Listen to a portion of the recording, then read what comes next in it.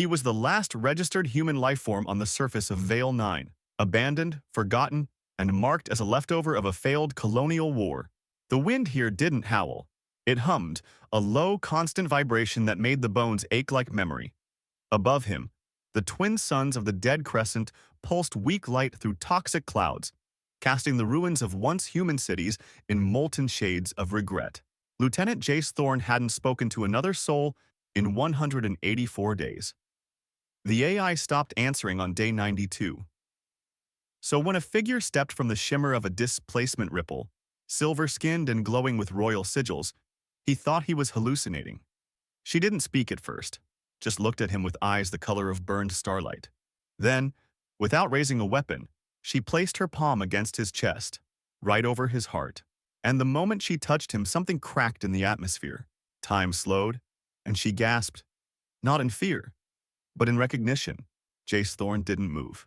He was still half expecting her to pull a plasma blade from beneath that shimmering cloak and end his lonely war with a quiet cut to the throat. That would have been fitting, honest, cleaner than most things he'd done. But she just stood there, hand on his chest like she was trying to feel the rhythm of something ancient.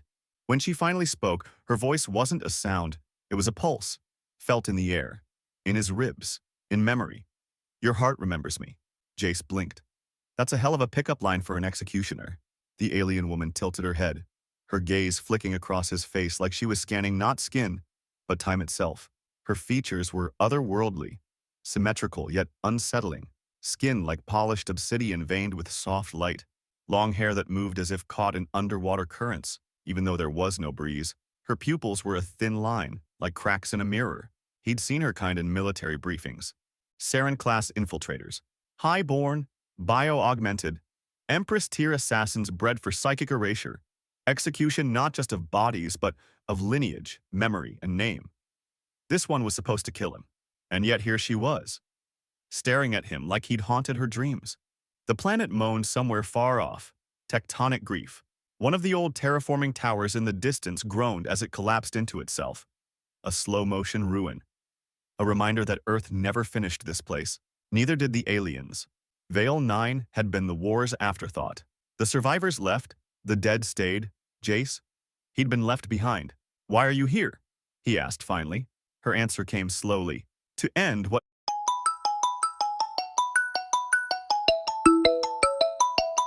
Incoming voice call from Tahir MR on SimJazz.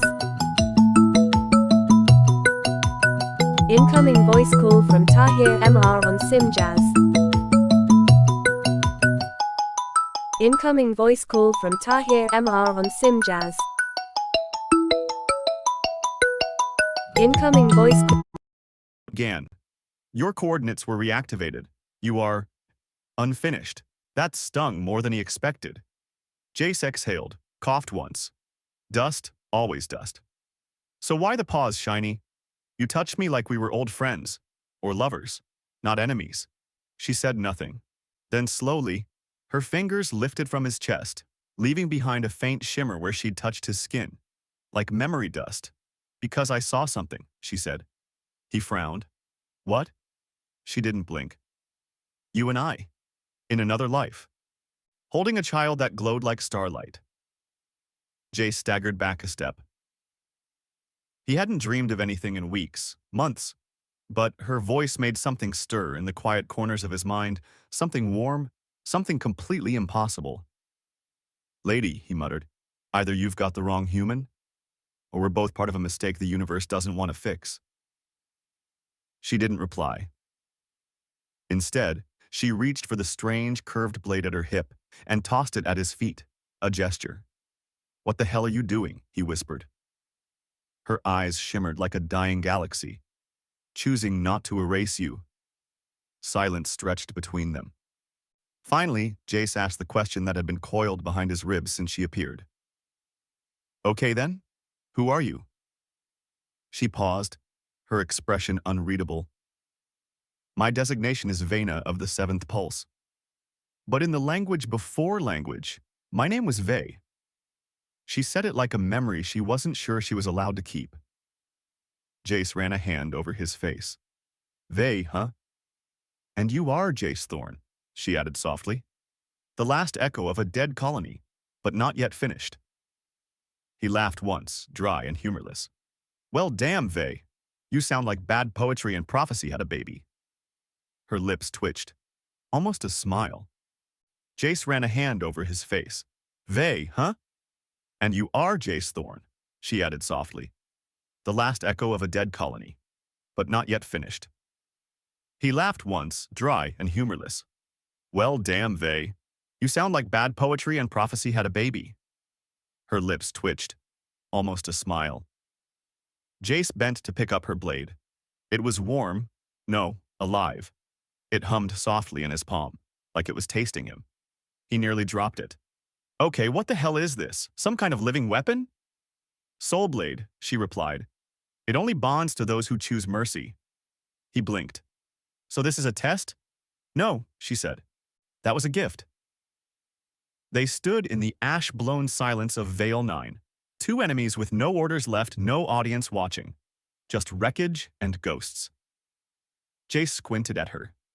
You're not acting like the cold-blooded memory eraser your people warned us about. And you're not acting like the warmongering colonizer your generals said you were. He snorted. Well, my general's dead. So is my entire squad. She looked away. Mine too. That silence again, this time heavier. Mutual losses, different flags, same ruin. So what now? Jace asked, voice softer than before. Vey stared up at the fractured sky. A shard of one of Vale 9's artificial moons drifted past like a lazy comet, catching fire as it fell. Now, she said slowly, I understand why I was sent here. But I no longer understand why I stayed. She turned back to him. When I touched you, something answered. Not just a memory, not just a vision. It felt like you were part of me, like you always had been. Jace rubbed the back of his neck. That's not exactly how I remember first contact going. Usually there's less cosmic soul bonding and more yelling. Perhaps that's why the war failed, she said calmly. No one stopped to listen. He met her gaze, eyes narrowed but not hostile. And what about you? You came here to erase me. Why listen now? Vey didn't hesitate. Because I touched your mind. And saw a child calling me mother. Jace went still. The wind picked up, a low, strange whistle through the broken spires of the city ruins behind them. He didn't know what to say, so he said the only thing that made any sense. That's not possible. It wasn't, Vey replied. Until now. They walked in silence. Not awkward, not tense, just heavy.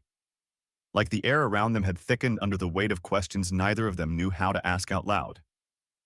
The ruins of the old outpost stretched around them. Twisted metal, shattered towers, and half-melted banners bearing Earth's old colonial crest.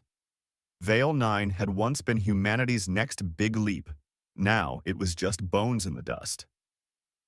Jay stepped over a collapsed landing rail, glancing back at Vey. You sure you're not lost? My kind doesn't get lost, she replied. He grinned, spoken like someone who's definitely lost. She didn't answer, but her left ear twitched slightly. Jace was starting to think that was her version of a smirk. They reached what had once been an observation dome. The glass was mostly cracked out. The edges melted like sugar, but it still offered a view of the horizon. Fractured towers, twin suns dripping gold, and the long scar in the earth where a battleship once fell. Jace sat heavily on a beam, tossing a pebble through the ruined glass. This was the control station. I came here to, I don't know, be alone, I guess. You ever feel that? Like you're too tired to even be angry anymore? Vey stayed standing. I've never been allowed to be angry. It was considered inefficient. Jace tilted his head. Right. Emotions don't make the death machines run faster. They don't, she agreed, then paused. But maybe they make the aftermath bearable. A low hum buzzed nearby, faint, metallic. Jace stood quickly, reaching for the old sidearm at his hip. Vey's hand was already raised, palm out. A shattered console on the wall flickered to life, static. Then a warbled voice broken by interference. Thorne, Lieutenant Jace, if you can hear this. Evac protocols canceled. No retrieval. No contact. Earth command out. The message looped once, then died with a fizz of electricity. Silence. Jace slowly sat down again, rubbing his eyes. That was 6 months ago, he muttered. You kept waiting. Didn't know what else to do. He exhaled. I thought maybe someone would notice. Maybe someone would remember I existed. Vey knelt beside him. Not too close, but close enough he could see the light that moved faintly under her skin. Like veins of starlight. Someone did, she said. He looked at her. You mean you? No, she said softly. Her. Jace blinked. The child? Vey nodded. She called to me in dreamlight. At first I thought it was malfunction, then madness. But when I reached your coordinates, I felt it. Jace leaned back, arms folded tight across his chest. You're saying I have some kind of space kid haunting the universe. A kid we... He stopped, cleared his throat. A kid we haven't made yet. Yes. Right, okay, sure. That makes complete sense, he said flatly. Vey's eyes narrowed slightly. You disbelieve easily. I disbelieve everything. That's how I've survived. She stood, walked to the edge of the dome and touched the broken glass. Then let me show you. A pulse moved through the air. Jace felt it. Not a sound, not a light, but a shift, like the atmosphere folded for a second. Vey's fingers glowed softly, and above them in the open air an image appeared. No projection tech, no device, just presence. A shape, small, floating, curled in warmth, glowing faintly violet and gold. Its heartbeat was audible, a steady, slow rhythm. And there it was. Not just a child. Their child. That's impossible, Jace whispered. Yes, she said, but real. He stepped toward the vision, mesmerized. Is this now? No, not yet. The image faded, collapsing into light that flickered into the ruins like sparks. Then what is it? He asked, barely breathing. A memory, Vey said, from the future. Jace sat down hard on the cold floor. He didn't believe in fate, didn't believe in much anymore. But that had felt like something true, something his heart recognized before his brain could reject it. Okay, he said slowly. Say I believe you. Say this miracle child thing is real. Why me? Because, Vey replied, whatever she is not purely Saren. She is not purely human. She is a fusion that should not exist. And that only happens when two impossibilities meet. Jace looked up at her. We're the impossibilities, he said. Vey nodded once. Yes. Outside, the twin suns dimmed slightly as Vale 9's long dusk began. For the first time in months, Jace didn't feel completely alone, right? And somewhere, faint but growing, he could still hear that heartbeat, echoing through the broken sky. The heartbeat lingered in the air like the fading hum of a song Jace couldn't get out of his head. They had left the dome an hour ago, heading deeper into the ruins. Vey said she needed to show him something, but she hadn't explained what. She just moved with quiet purpose, every step deliberate, like the planet itself had a pulse she was following. Jace followed her, mostly because he had no better plan. That, and the fact that every few minutes he caught her looking at him. Not like a soldier, not like a killer, like someone remembering. How long have you known? Jace asked as they moved through the skeleton of a transport hangar. Since the dreamlight first touched me, Vey said, but I didn't understand it until I felt your presence. Then everything shifted. Shifted how? She stopped beneath the rusted arc of a ship frame and looked at him, eyes glowing faintly under the shadows. Time stopped running forward. It began folding inward, like memory trying to remember itself. He stared at her for a long second. That sounds horrifying. It was, she admitted, until I touched you. They reached a hollow space in the center of the hangar, a clearing filled with strange crystals growing up through the floor, pulsing faintly. Vey knelt near them, brushing her fingers across one. It lit up in response, Jace crouched beside her. What is this? Echo Ore, she said. Veil Nine's buried memory. It stores impressions, events, trauma. You mean it records the past? Not quite. It records what mattered. Vey placed both palms on the crystal. Light surged through the cavern, and suddenly Jace saw himself. Not here. Not now. Standing on a balcony that no longer existed, holding a child, laughing. And next to him was her. Vey. In a robe, not armor. Her hair unbound, smiling so openly at her to look at. Then the vision blurred, distorted, replaced by fire. Flames, screaming, metal breaking, a shadow descending from the sky, and then blackness. Jay staggered backward, breathing hard. What the hell was that? Vey didn't move. A warning, she said. A shard of what could come. They sat in the quiet, surrounded by pulsing ore. For once, Jace wasn't talking. He just watched her. The alien who was supposed to erase him. The stranger who carried a piece of his future. He still didn't understand it, but it felt real. More real than anything in years. You're not what I expected, he said finally. Neither are you. I thought Saren-class assassins were supposed to be cold, controlled, all logic.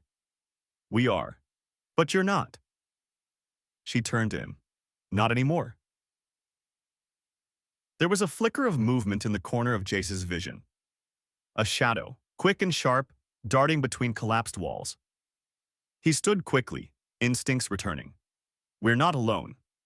Vey rose beside him, calm but alert. I felt it too. Could be scavenger drones. No, she said. They don't breathe this loud. Suddenly the comm band on Jace's wrist, long dead, crackled to life, just a hiss, then a voice. Faint.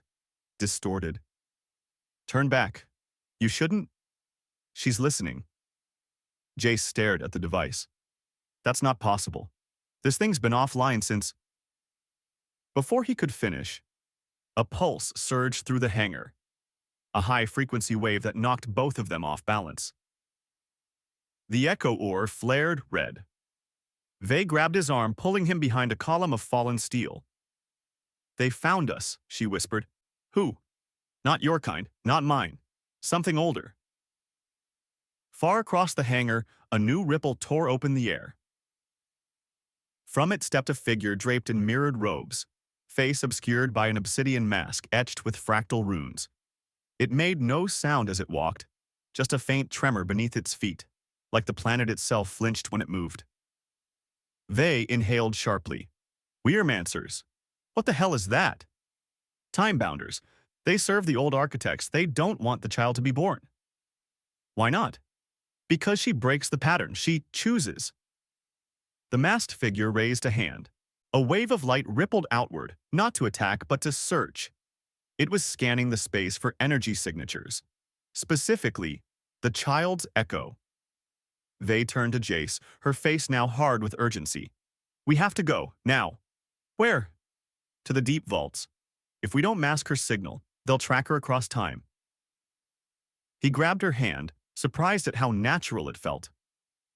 Then lead the way. She held his gaze for just a heartbeat longer. We have to protect her, even before she exists. Together, they ran. Behind them, the crystals pulsed violently as the air twisted with unnatural geometry.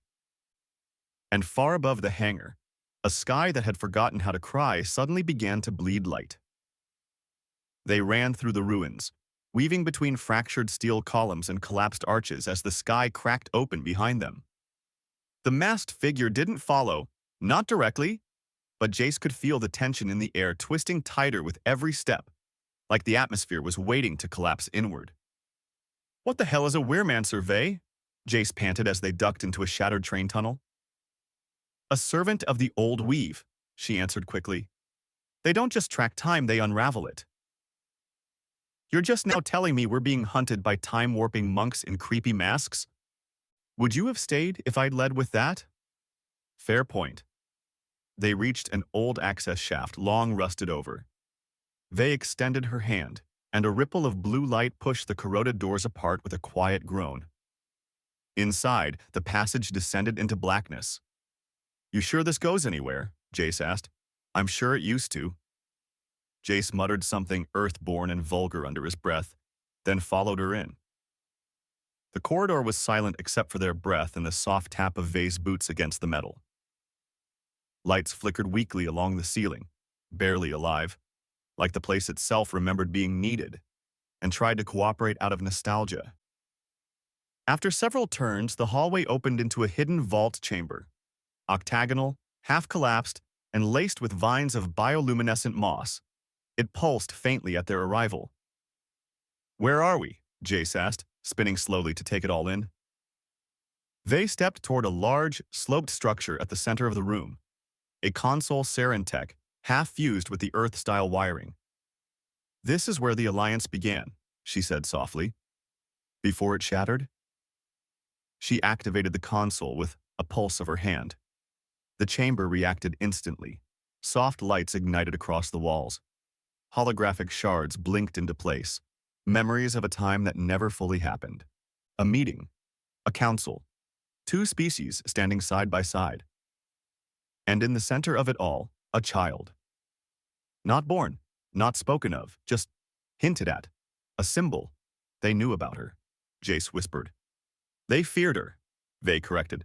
Not for what she would do, but for what she would change. He stepped beside her. The glow from the console cast their reflections on the curved wall. His tired, dust-covered face beside hers. Still, regal, glowing. Two impossibilities. "Back there," Jace said. "You said she chooses. What does that mean?" Vay turned to him fully. "My people are bound by genetic design. Purpose is written into us. There is no want. Only assigned. And humans? You choose everything, even your pain." Jace gave a bitter smile. "Yeah, we're great at hurting ourselves. But it also means you can love freely." Her voice softened.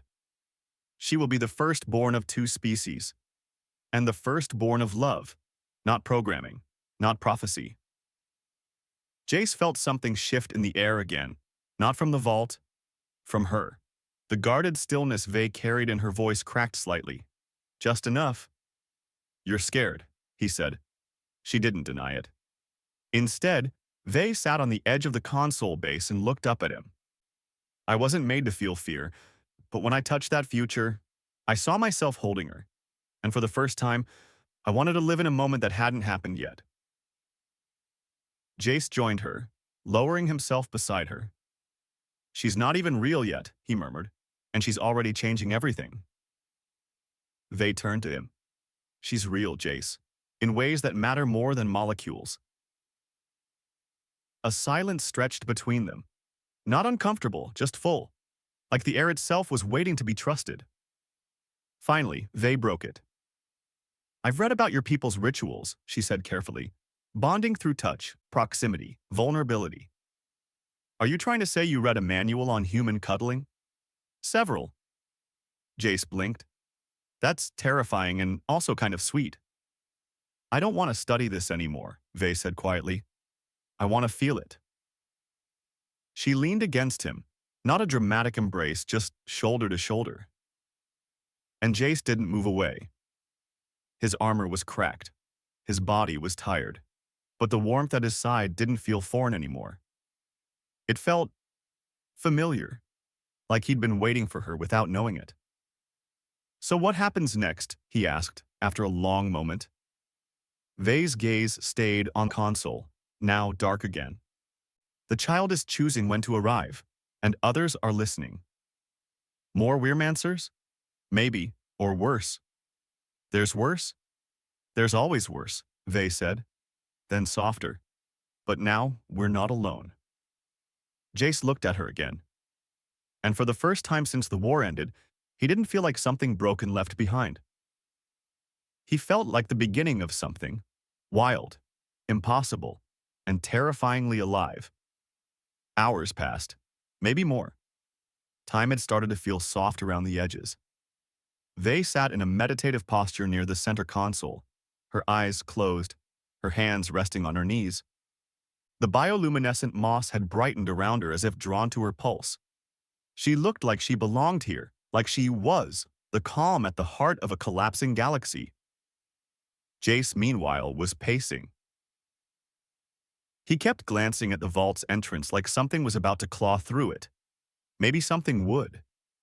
Every now and then, he felt the air pressure shift, like the vault was breathing with them.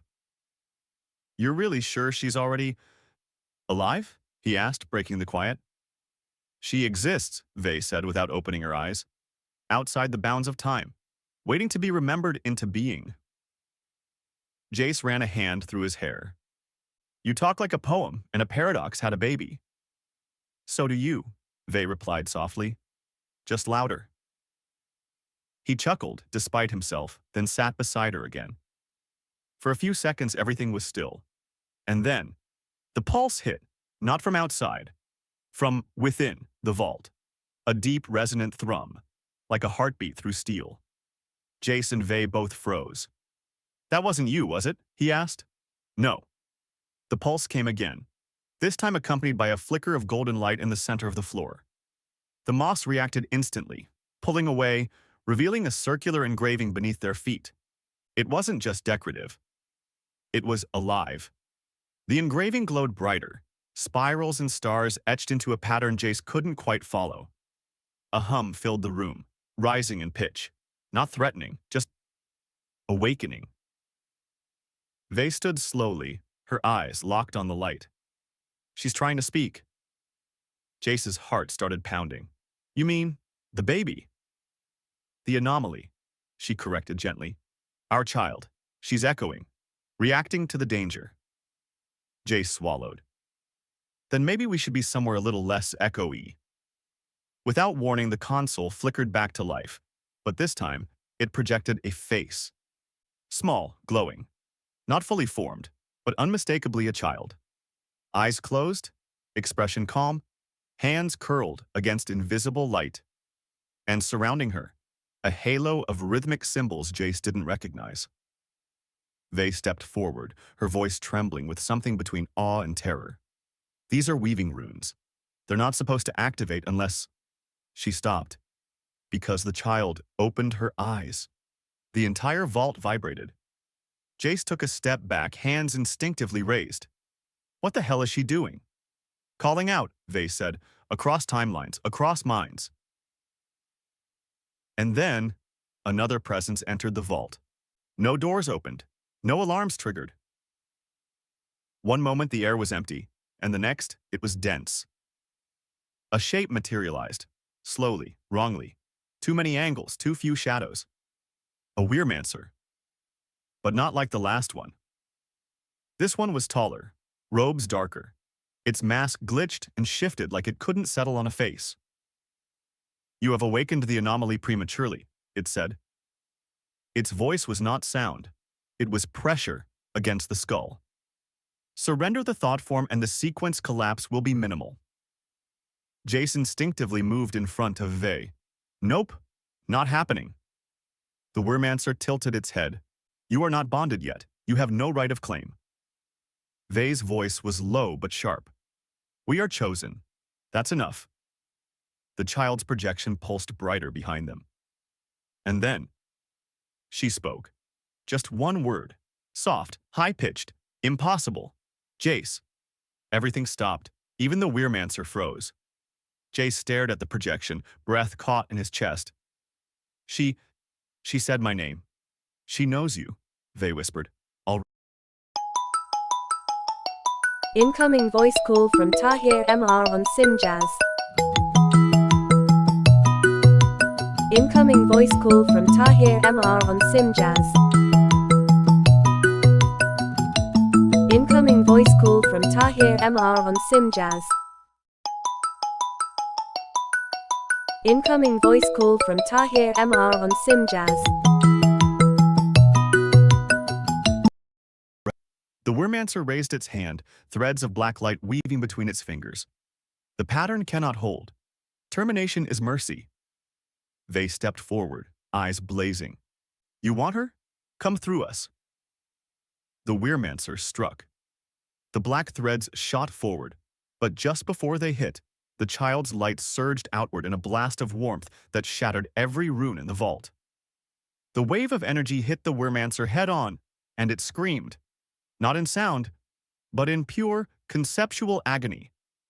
It collapsed in on itself, folding into a jagged, spiraling knot of light and vanishing. Silence. Then, light returned. Gentle, steady. The child's image flickered, but this time she was smiling. Just a little. Vey turned to Jace, her breathing uneven. She protected us. Jace looked down at the small, glowing projection. She's not even born yet. He knelt, reached out. His hand passed through the light, but he felt something. Warm, familiar. Hey kid, he whispered. We've got you. Vey sat beside him, placing her hand over his. The projection shimmered once more, then faded, pulsing a final time before disappearing. She's resting now, Vey said. Incoming voice call from 031966434145 on SimJazz. Incoming voice call from 031966434145 on SimJazz.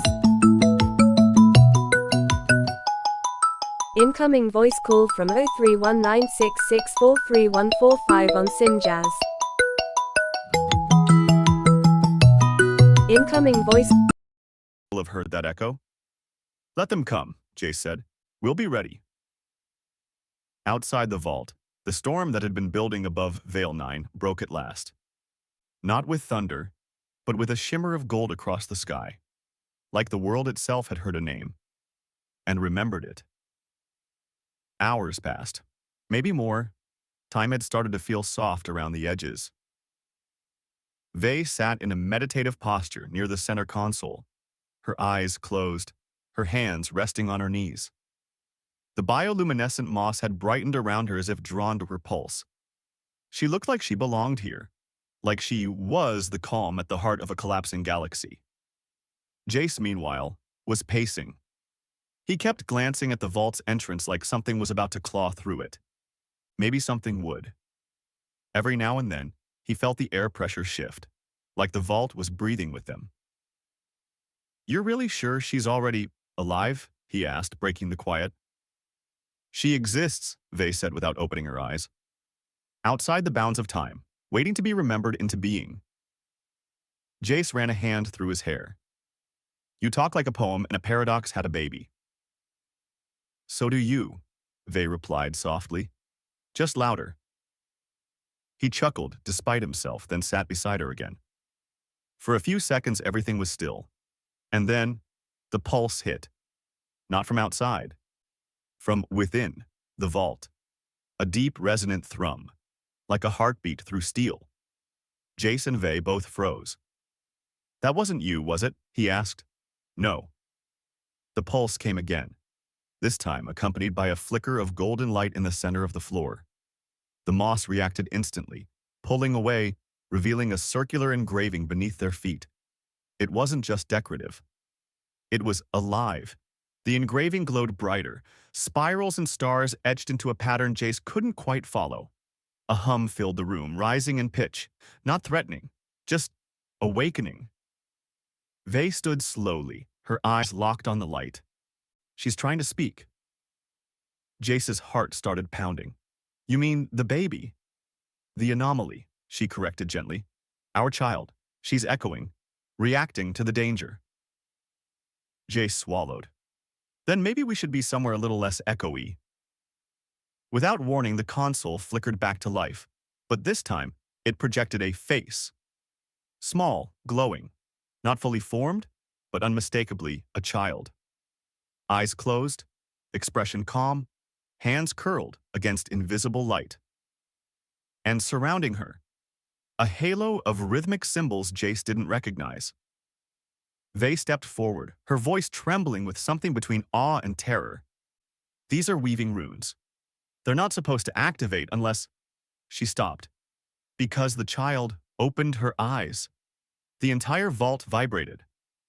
Jace took a step back, hands instinctively raised. What the hell is she doing? Calling out, Vey said, across timelines, across minds. And then, another presence entered the vault. No doors opened, no alarms triggered. One moment the air was empty, and the next it was dense. A shape materialized. Slowly, wrongly. Too many angles, too few shadows. A weirmancer. But not like the last one. This one was taller, robes darker. Its mask glitched and shifted like it couldn't settle on a face.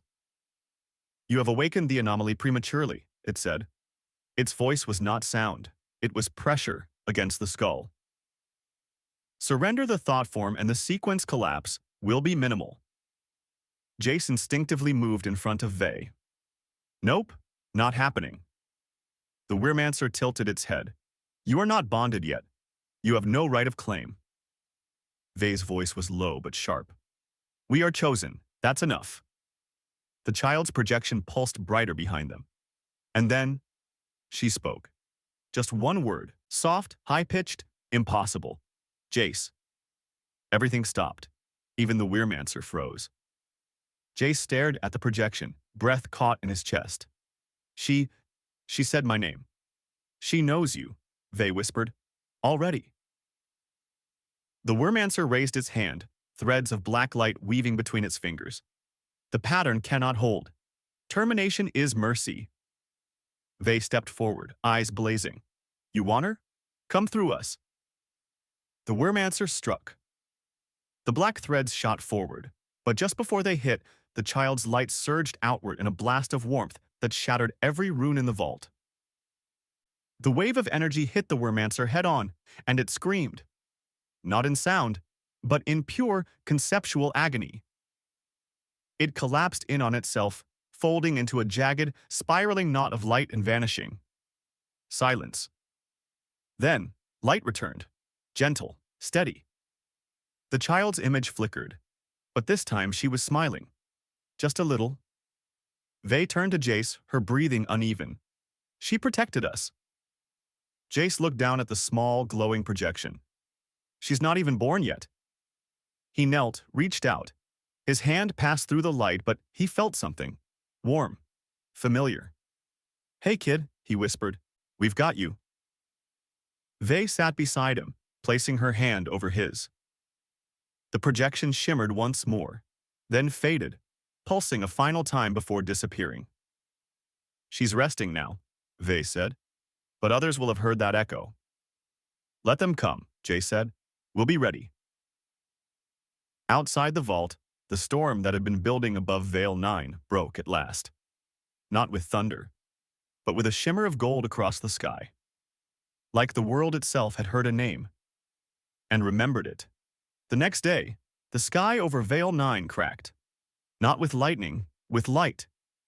A golden shimmer spread across clouds, slow and soundless, like the planet had decided to wake up after sleeping too long.